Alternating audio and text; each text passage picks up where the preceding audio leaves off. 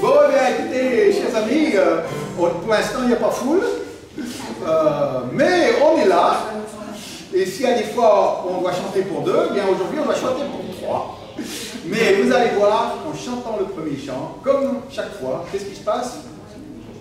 Le plus arrive, le quart arrive, et ça démarre. Je vous invite à vous lever, et puis on va louer le Seigneur. Et c'est Nicolas et Georgia qui vont nous conduire dans les... Maintenant, ils n'ont pas fait exprès.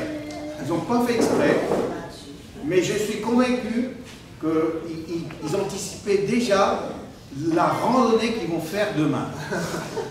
Parce que les trois premiers chants, c'est des montagnes, des vallées, des rivières, c'est la nature.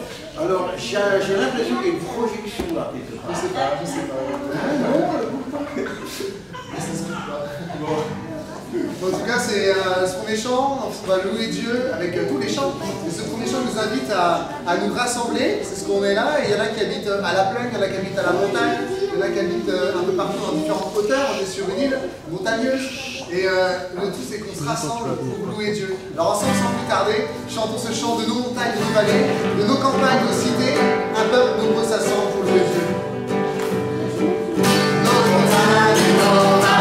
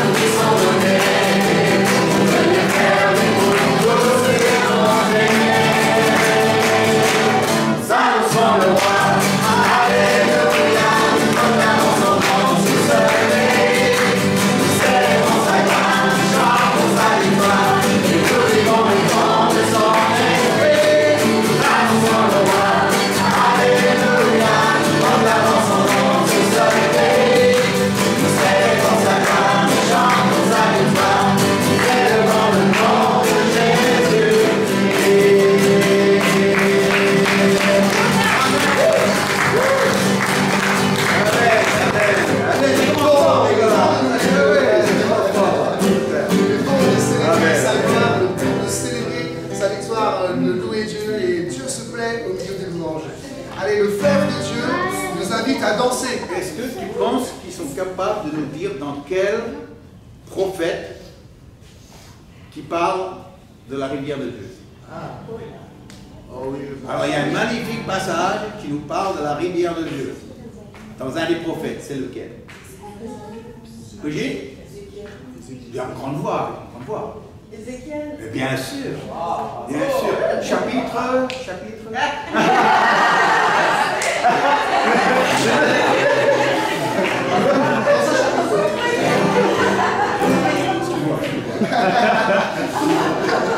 Je sais que c'est Ézéchiel, pas le chapitre. Ce qui est important, c'est pas le chapitre, parce que les chapitres n'existaient pas. Ok?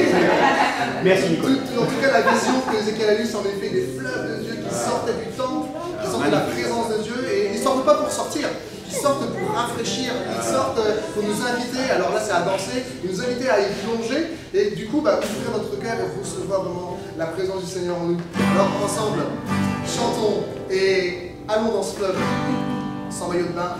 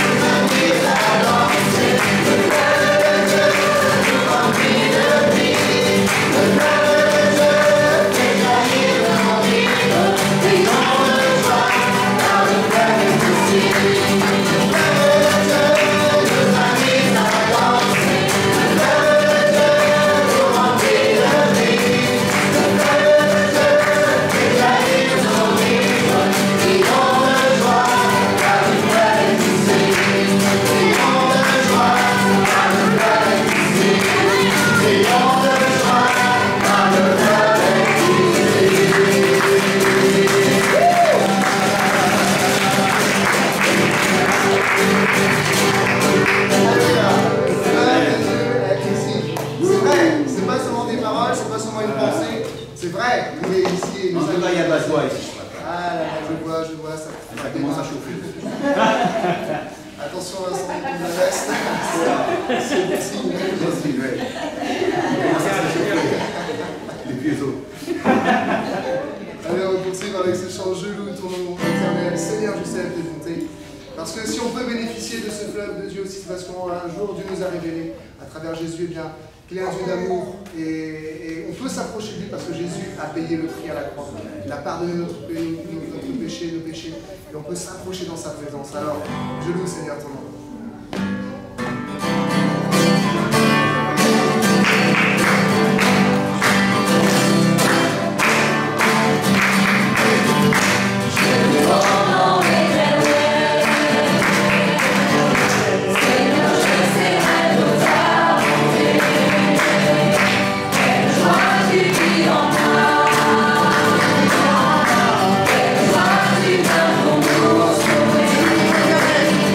Je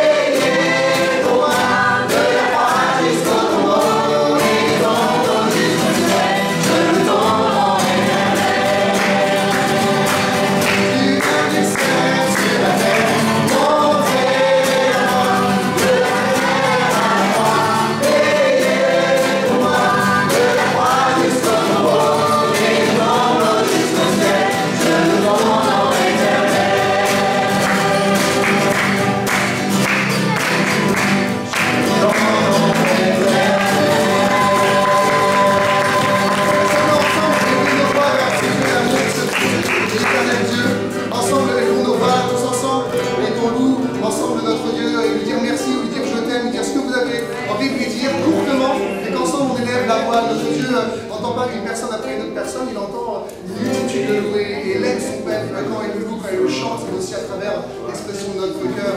Seigneur, vraiment, on veut te louer, on s'apprend des fois, tu es le roi des rois, Seigneur. Nous voulons vraiment exalter ton nom, Seigneur. Nous voulons célébrer ton nom, Seigneur. Glorifier ton nom.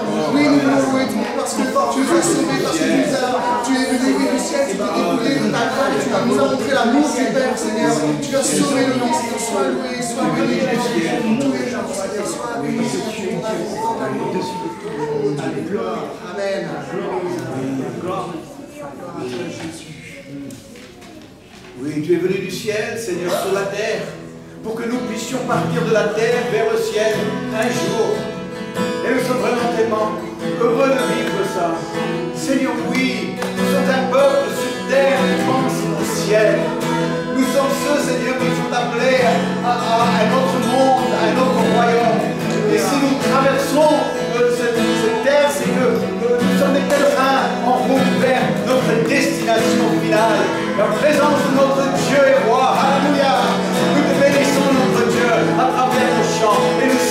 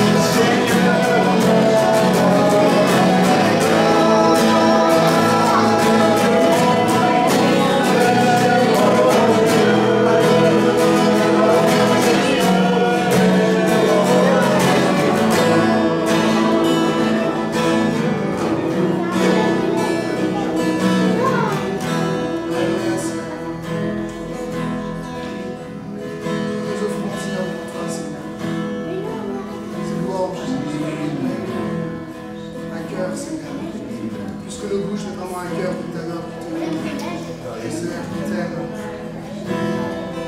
Toute notre vie, parce que tu es notre autorité, parce que tu es Dieu. Ton amour a confondu, Seigneur.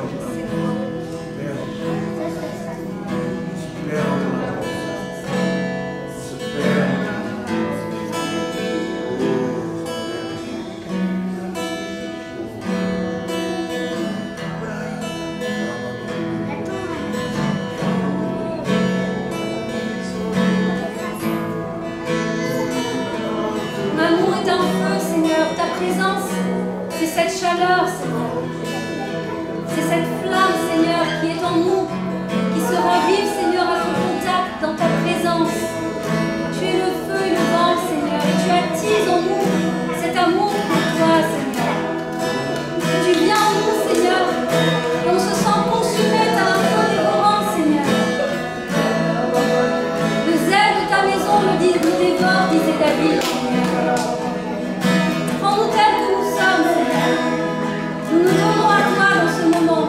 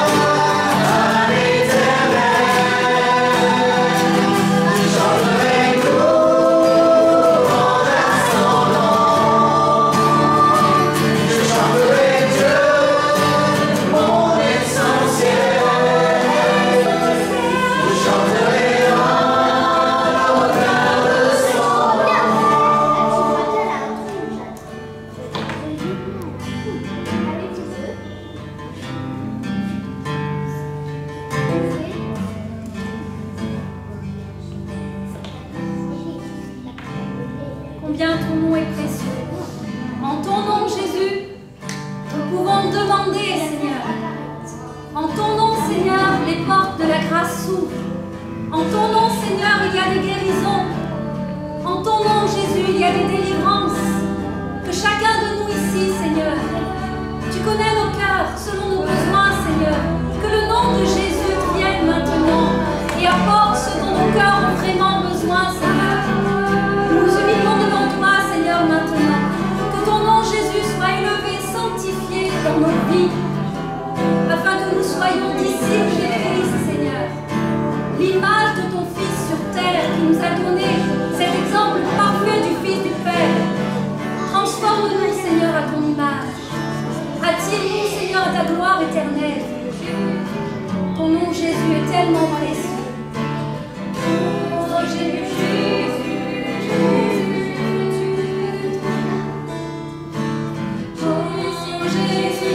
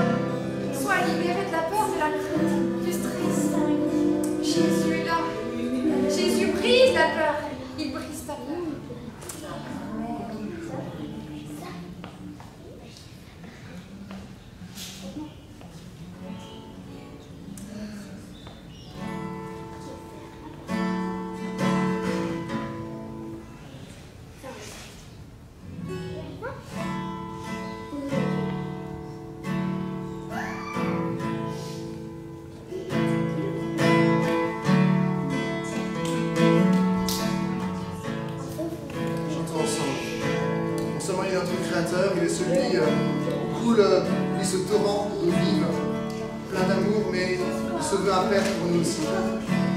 Chantons ce chant, ma Père. Je suis à toi. Déclarons au Seigneur, ce Père, nous sommes tes enfants, je suis à toi. Je suis à toi.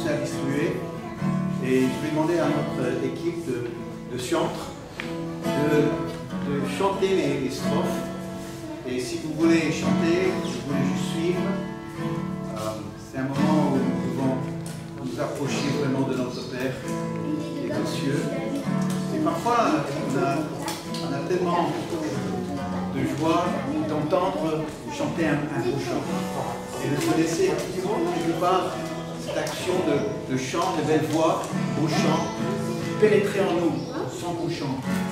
Peut-être c'est ce qu'on va faire maintenant. Je vais juste demander à l'équipe de louange de chanter les strophes et nous on va reprendre derrière avec Lara. Bien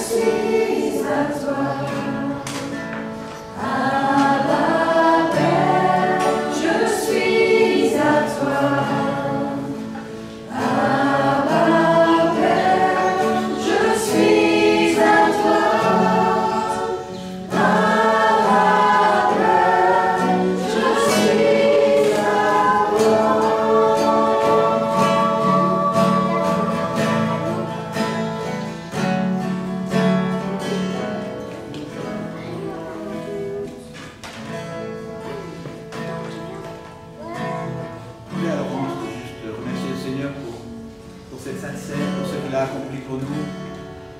Ce moment où nous sommes Abba Père, tellement de belles paroles. On chante tellement de belles paroles. Merci d'avance. Seigneur Jésus, nous voulons te remercier car nous sommes à toi, Seigneur, vraiment. Car tu es venu nous chercher, Seigneur. Oui. C'est toi qui as donné ta vie pour nous. C'est toi qui as donné ton amour en nous, Seigneur. Et ton amour était si grand, Seigneur, que même la mort n'a pas réussi à avoir raison de toi. Seigneur, nous sommes reconnaissants et aujourd'hui nous sommes là pour te montrer, Seigneur, que nous nous rappelons de cet amour et que nous l'avons dans nos cœurs, Seigneur. Amen. Amen. Amen. Mangeons et buvons. C'était un peu faible les gens de l'Ouest. Hein.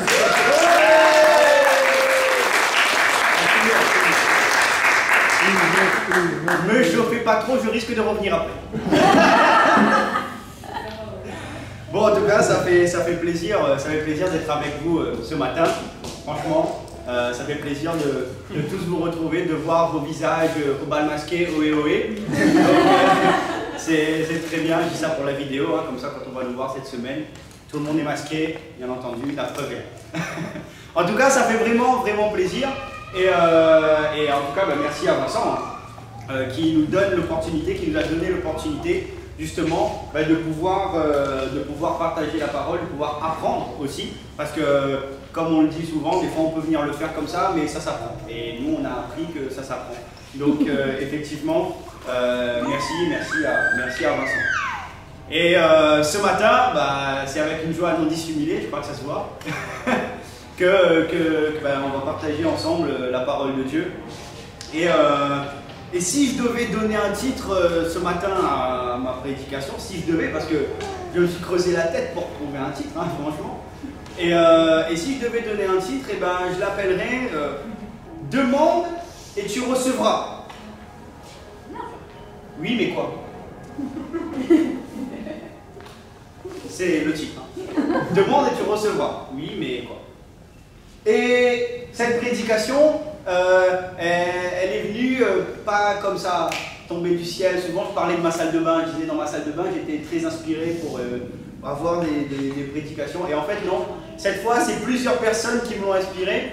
Le mercredi soir, quand Vincent parlait, on échangeait autour du cœur du Père, que beaucoup connaissent maintenant. Hein.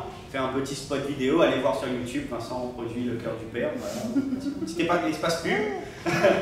Et aussi Fred Chari, dans le sud, de par une prédication. Et tout ça mis bout à bout, et ma femme bien entendu. Et tout ça mis bout à bout, et ça m'a incité à aller creuser encore plus dans la parole de Dieu pour pouvoir vous partager ce matin. Et on va commencer si vous voulez. Hein. Donc du coup on va lire dans 1 Jean 5 au verset 14. On va pas prendre le début, on va prendre le 14 jusqu'au 15 du coup. Et là il est dit: et voici quelle assurance nous avons devant Dieu. Si nous demandons quelque chose qui est conforme à sa volonté, il nous écoute. Amen. Merci.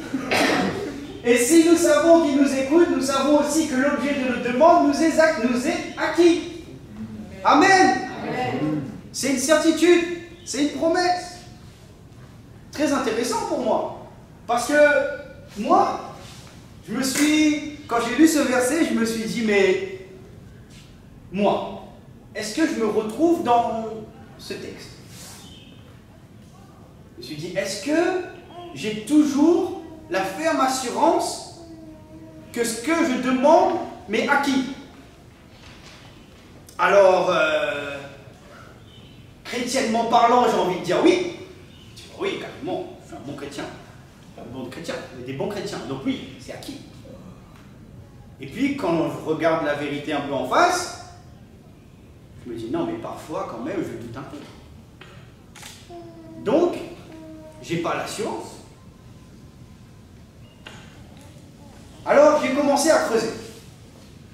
Et j'ai lu le verset où il est dit: et voici quelle assurance nous avons devant Dieu, si nous demandons quelque chose qui est conforme à sa volonté. Qui est conforme à sa volonté. Mais là, ça fait un titre. Là, il y a un truc qui s'est passé. Dans ma tête, il y a eu un petit déclic. 2 fils se sont touchés. Ça touche souvent, hein. Mais là, il y a eu quand même un déclic. Conforme à sa volonté. Et là, je me suis posé la question, je me suis dit, mais en fait,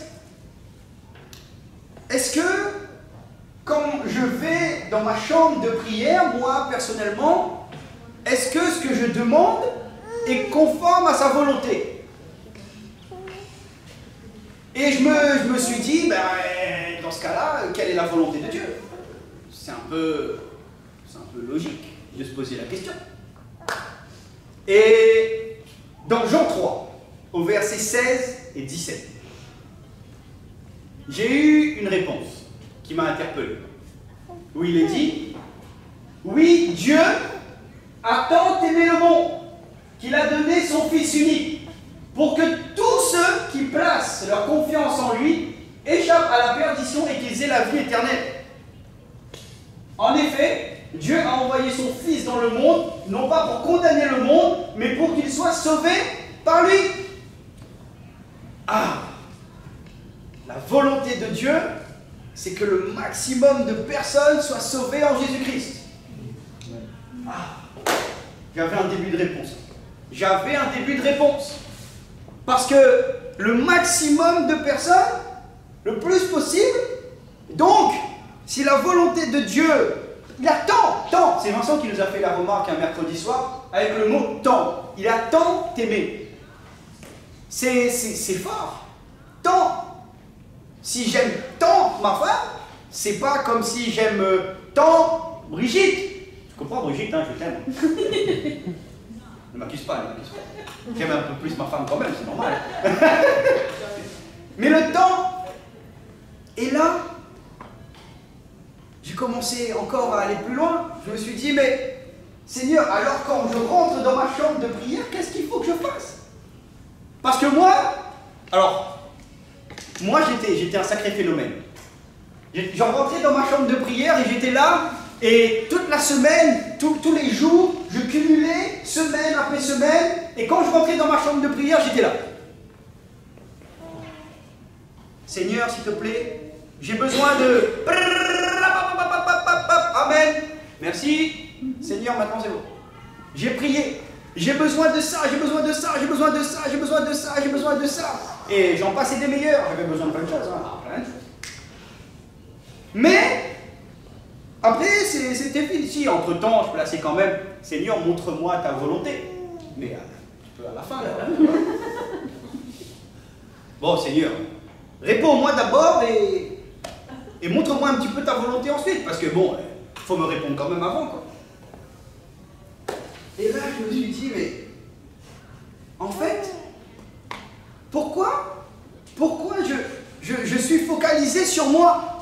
Pourquoi je suis focalisé sur ma personne? Pourquoi quand je rentre dans ma chambre de prière, au lieu d'avoir un beau moment, un moment fort, un moment intense, dans la présence de Dieu, où on est là, où on a un échange, où je reçois de lui, où je donne aussi énormément de ma personne, pourquoi est-ce que je rentre là-dedans avec un gros désir égoïste? Et là, j'ai commencé à évoluer le truc. Et tout se passe dans Matthieu 6. Moi, je vous invite à lire Matthieu 6. Franchement, lisez Matthieu 6. Matthieu 6, il est puissant. Vous doutez bien qu'on va le lire un peu ensemble, quand même. Il n'y a pas trop de suspense, hein. Mais Matthieu 6... Dans Matthieu 6, il y a le Notre Père. Jésus apprend à ses disciples, donc il nous apprend un peu à nous aussi, hein, à prier. Et il dit, quand vous priez, dites, s'il te plaît Seigneur, j'ai besoin d'une voiture. S'il te plaît Seigneur, j'ai besoin... Non, je crois pas, non, attends, je me trompe, peut-être dire. Non, quand vous priez, dites Notre Père qui es aux cieux, que ton nom soit sanctifié, que ton règne vienne, que ta volonté soit faite sur la terre comme au ciel. Tout ce début de prière, il n'est jamais orienté vers moi. Jamais. Alors pourquoi moi, quand je rentre dans ma chambre de prière, je l'oriente vers moi? Un monde est fou, quoi. Qu'est-ce qui se passe? Et là, la situation peut changer. Je rentre dans ma chambre de prière, je rends gloire à Dieu. Je mets Dieu en premier. Parce que souvent c'est facile de dire, Dieu tu as la première place, Dieu c'est toi en premier, c'est toi le premier dans ma vie, premier dans toutes les choses. Mais quand il m'arrive quelque chose, Dieu il est là, dans stand-by. Et souvent, moi je me suis rendu compte que quand on a un problème, on a tous des problèmes, mais quand on a un problème, si je me focalise sur ce problème, alors c'est un peu normal, hein, mais ce problème il a tendance à grossir. Il grossit. Plus je me focalise, plus il grossit. Et je continue à me focaliser, et tellement je me focalise, et bien à ce moment-là, j'arrive dans mon moment de prière avec cette focalisation, et je continue, quoi. Et je continue. Mais Dieu est bien au-delà de tout ça. Bien au-delà de mon petit problème du moment. Moi, je le vois insurmontable, mais lui, il est au-delà de ça. Et donc, souvent, ça va même plus loin. Ça va plus loin en disant, Seigneur, mais moi, j'ai besoin de ça. Allez, prendre un exemple concret. J'ai besoin d'un travail. J'ai le besoin. C'est un besoin puissant. Et tu vois tout le monde passer avant toi. Ceux qui même qui ne sont pas chrétiens. Et là, chose plus grave, tu commences à te dire, tu as envie ceux qui ne sont pas chrétiens forcément. Ceux qui ne connaissent pas Dieu. Tu te dis, mais pourquoi ils ont, et moi j'ai pas, moi je te sers Seigneur. Oh là là, oh là là là là. Pourquoi ils ont? On en vient à envier l'autre. Bon ben regarde, lui il ne sert pas Dieu, mais il a une belle voiture, il ne sert pas Dieu, mais il a un bon travail, il ne sert pas... Et moi je te sers Seigneur, et là on commence à accuser Dieu. Ah, ça c'est progressif, hein. C'est jamais dit comme ça. Mais Dieu il voit ce qui se passe à l'intérieur. Et là, je me pose des questions. Mais est-ce que je fais la volonté de Dieu? Est-ce que je le laisse réellement prendre le contrôle? Ce matin, on a chanté un chant, il n'aurait pas pu mieux tomber. Je viens t'offrir, Seigneur, ce que j'ai. Je viens t'offrir ma vie. Oui, à toi, Jésus-Christ. Et même si, qu'est-ce que je fais? Je chanterai gloire. C'est pas facile, c'est difficile. Ok, mais je viens chanter gloire. Parce que je sais que dans ma situation, Dieu il peut. Amen. Et moi, mon petit confort personnel, je ne dis pas que ce n'est pas important pour Dieu. Dieu il se soucie de chacun d'entre nous. Mais la Bible nous dit, dans Matthieu 6, hein, toujours, il nous dit, bon, on va pas l'afficher, c'est pas grave, mais ne vous amassez pas des richesses sur la terre, où elles sont à la merci de la rouille, où les mites qui rongent, où des cambrioleurs peuvent percer les murs pour voler. Amassez-vous plutôt des trésors dans le ciel, où il n'y a ni rouille, ni mites qui rongent, ni des cambrioleurs qui percent les murs pour voler.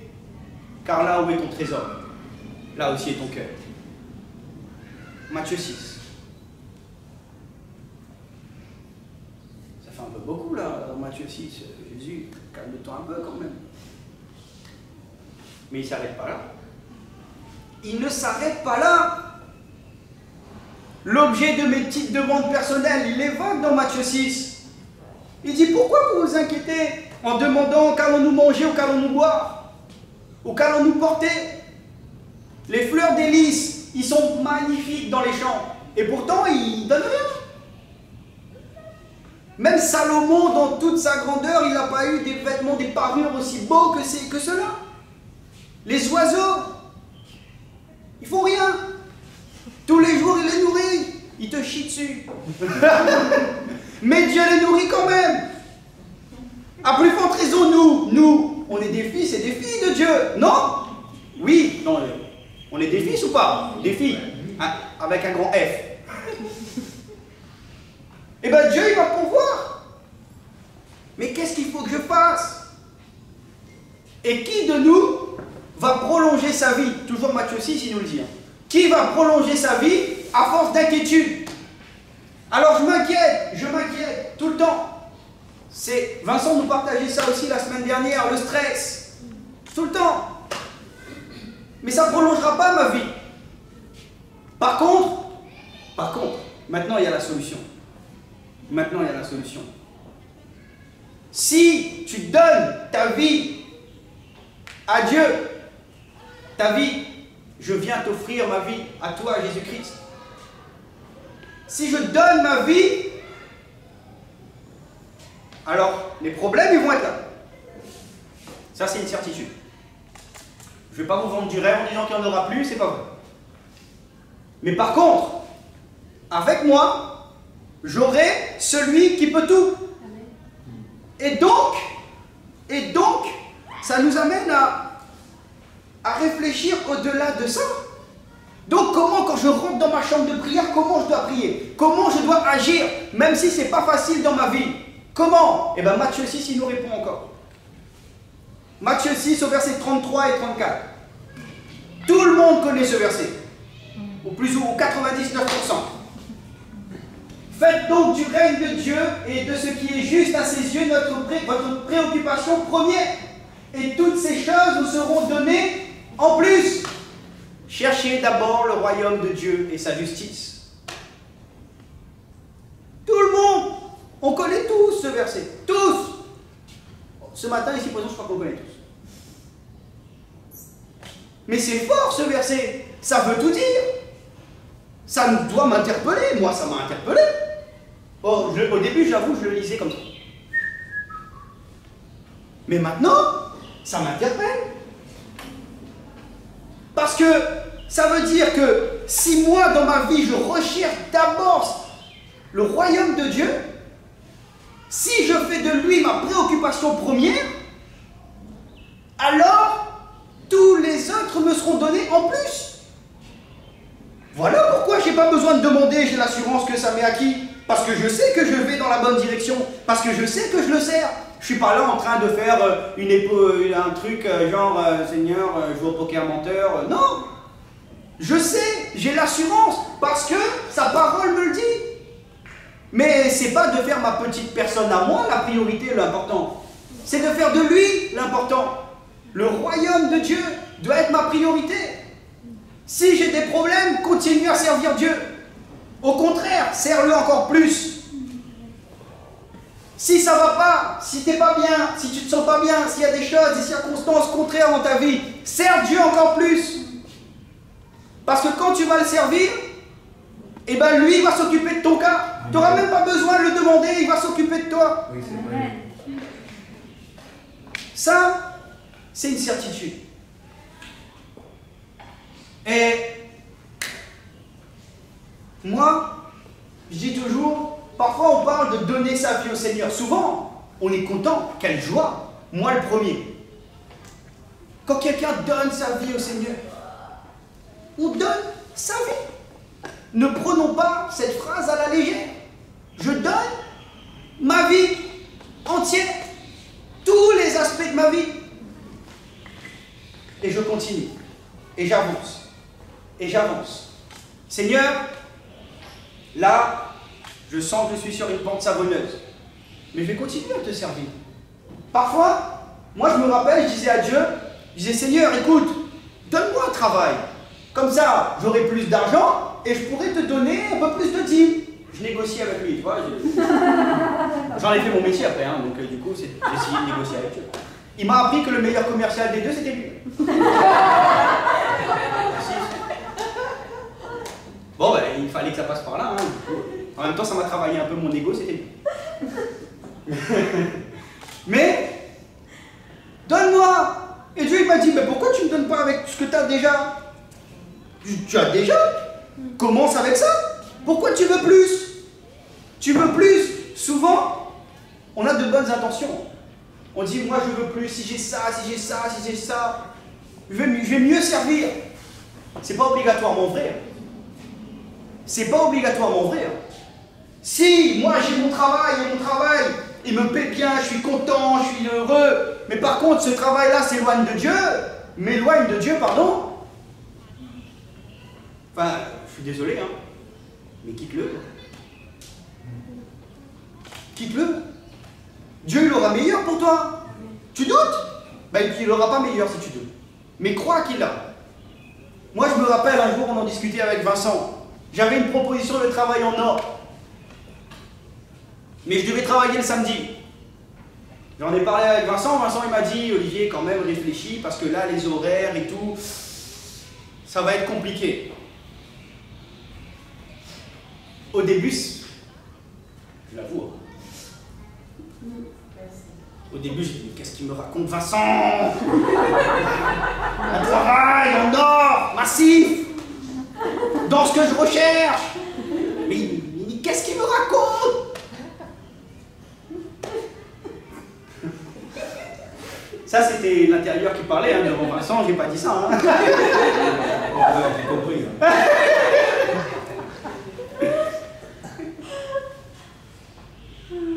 Et ensuite, arrivé à la maison, j'ai réfléchi. Je me suis dit, non, mais s'il m'interpelle par rapport à ça, je pèse le pour et le contre. Je regarde. Et ma priorité doit être Dieu. Donc, qu'est-ce que je fais? Est-ce que ce travail va m'aider? La réponse était non. La réponse était non.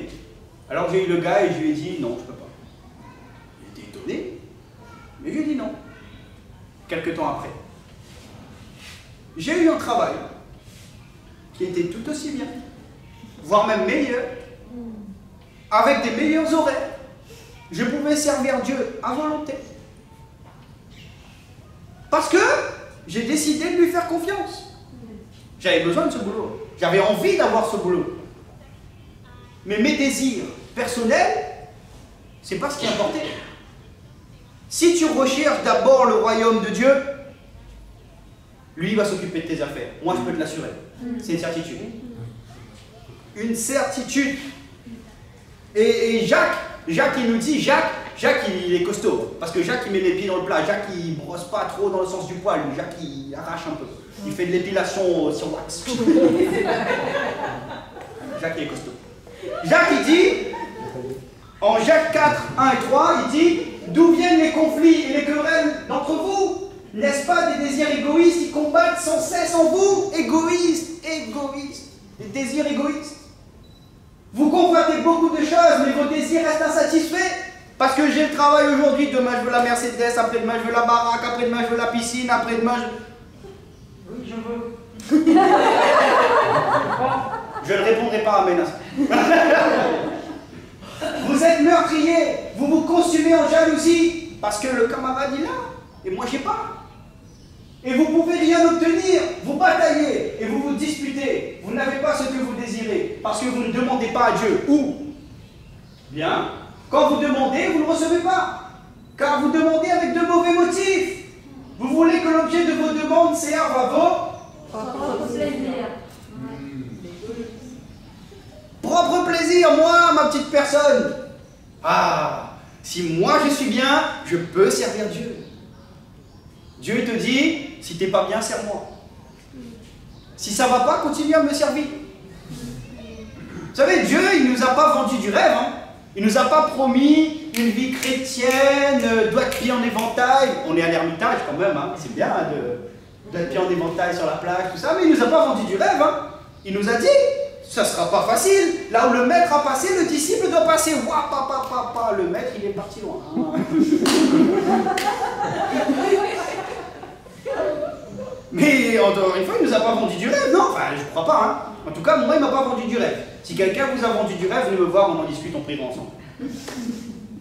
Mais, il ne nous a jamais dit non plus que ça sera constamment la guerre, qu'on sera tout le temps dans la barque, comme Gaël nous partageait hier soir, là, à Tanguay. Non, et même si on est dans la barque, eh ben on s'en tape. Parce qu'on sait qu'on a Jésus avec nous. Il est là, il est avec nous, à chaque moment, à chaque instant. Et ça, c'est primordial. C'est primordial. Les amis, moi, je veux vous encourager ce matin. Je ne connais pas la situation. Après, si vous voulez en discuter, il n'y a aucun problème. Hein, je suis ouvert à toute proposition de discussion.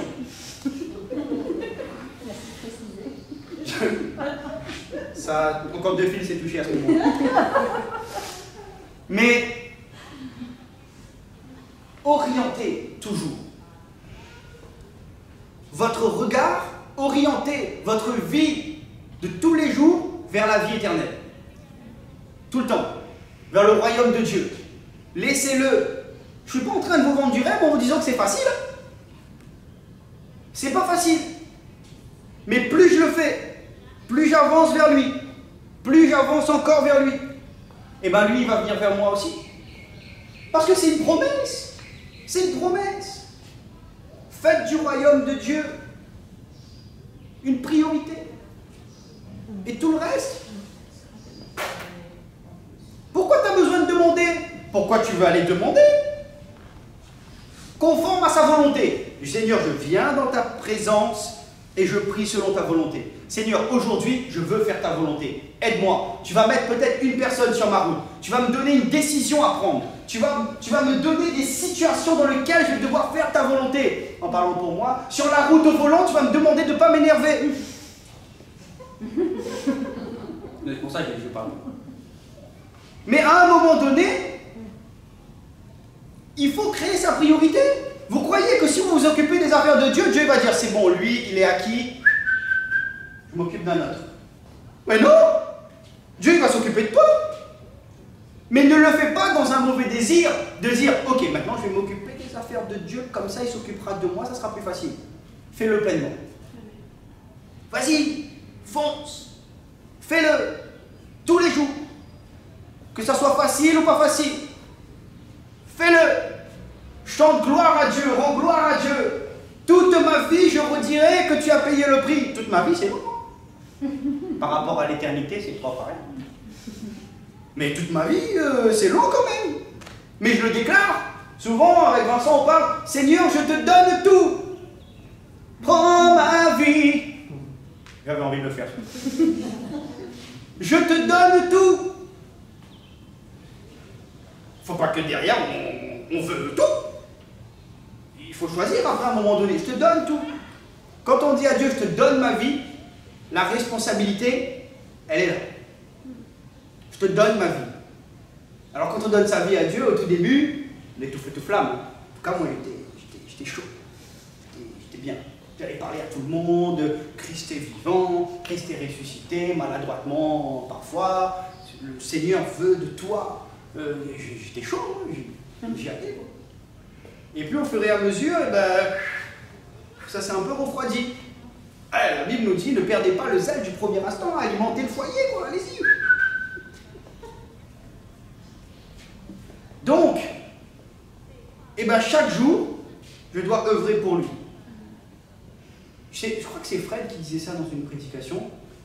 Pour qu'une chose devienne une habitude, il faut 6 semaines, 3 mois. Oh, j'ai ressorti ça. 3 mois. Alors, si toute ma vie j'ai eu l'habitude de venir devant Dieu et de le supplier, Seigneur, s'il te plaît, et que je vois qu'il ne me répond pas, à un moment donné, je me dis, Seigneur, je vais changer mon habitude parce que peut-être que je demande mal. Et il va répondre. Moi, je peux vous assurer qu'il va répondre. Mais dans sa volonté. Toujours. Parce que il est un Dieu fidèle. Il est un Père fidèle.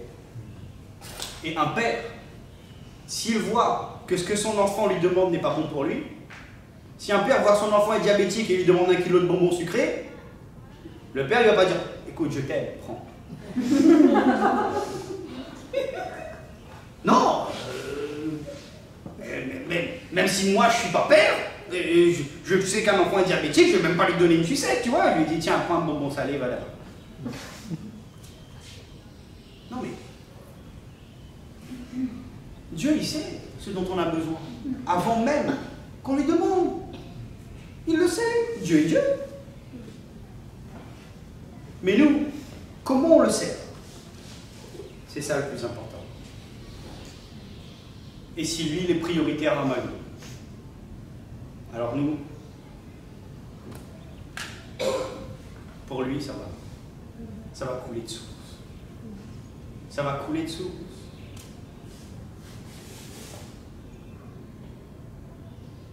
J'ai besoin. Alors, j'ai un dicton pour vous ce matin. De Olivier. Hashtag petit gars de la blanche.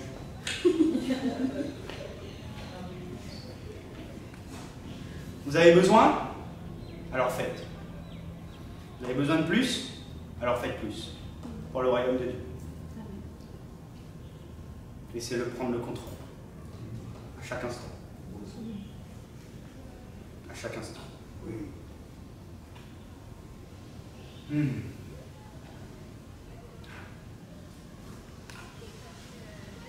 Alors ce matin, je comptais vous retenir 1h30. Je me suis dit de marquer un peu le retour.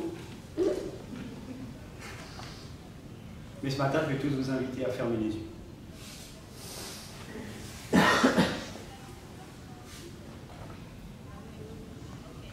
Je ne connais pas, je ne sais pas quel aspect de vos vies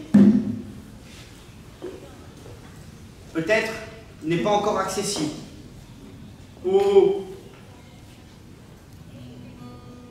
ce n'est pas une priorité pour moi. Mais maintenant, Seigneur, ce matin, je veux décider que dans ma vie, tu deviennes une priorité. Donc peu importe les circonstances, peu importe ce qui se passe, peu importe si ma vie semble complètement chaotique pour le moment, je prends la décision que le royaume de Dieu et sa justice seront une priorité pour moi. Je sais que tu tiens tes promesses. J'en ai la ferme certitude. Parce que tu nous le dis.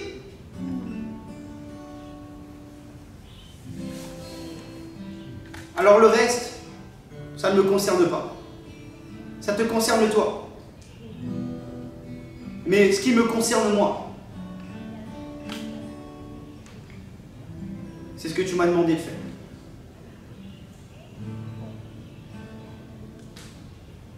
Alors, toujours plus de temps pour toi. Toujours plus de temps à te servir. Toujours plus de temps à faire ta volonté. Toujours plus de temps à lire ta parole, à la méditer pour comprendre ce que tu attends de moi. Merci. Merci Père pour ta patience. Parce que tu es patient envers moi. Tu me donnes le temps de changer. Alors merci.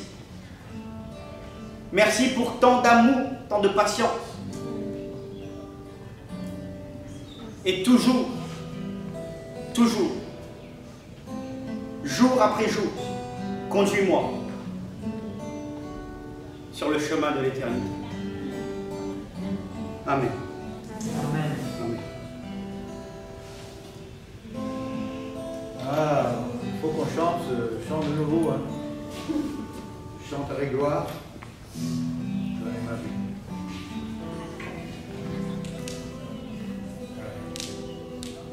Moi, je me suis retrouvé dans ton message. C'est comme ça que je vis, moi. Ouais. Moi, je dis un grand amen à ce que tu as prêché. Grand amen. On a abordé même la question de la prière hier dans l'atelier. Ce qu'il faut faire. Que la prière, c'est pas juste, justement, étaler nos besoins. Notre Père qui est aux cieux, que ton nom soit sanctifié, que ton règne vienne. Il s'occupe de nous. Moi j'y crois. Vous aussi, je crois. On se lève et on va reprendre ce chant. On va reprendre le chant, je chanterai gloire. On avait chanté tout à l'heure. je viens t'offrir, Seigneur, peut-être pour certains, vous avez besoin de prier autrement. Apprendre à prier autrement.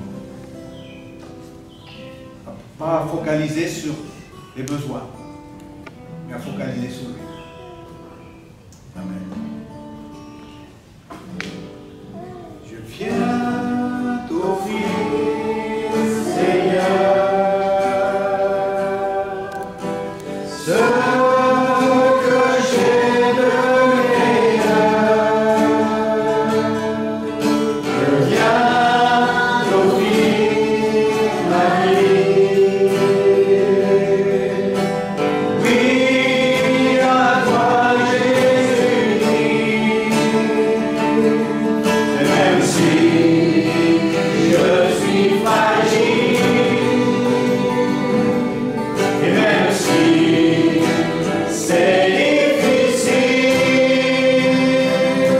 je chanterai gloire à l'Éternel. Je chanterai louange à son nom. Je chanterai Dieu, mon essentiel. Je chanterai en l'honneur de son nom. Je viens te dire, Seigneur, que tu es mon bonheur. Mon bien ne peut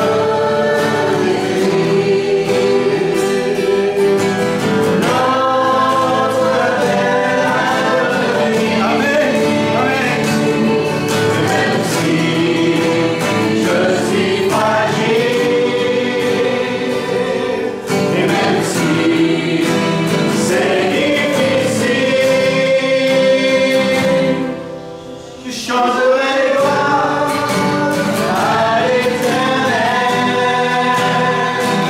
Je chanterai louange à son nom. Je chanterai Dieu, mon essentiel.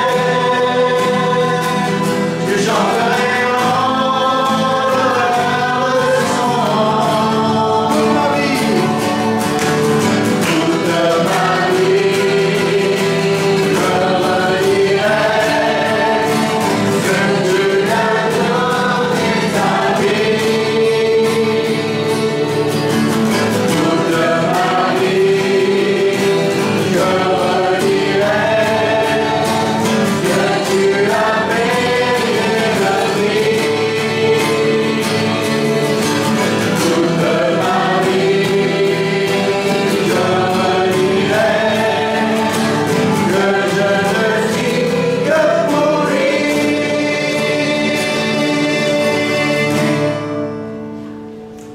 Je chanterai gloire à l'Éternel.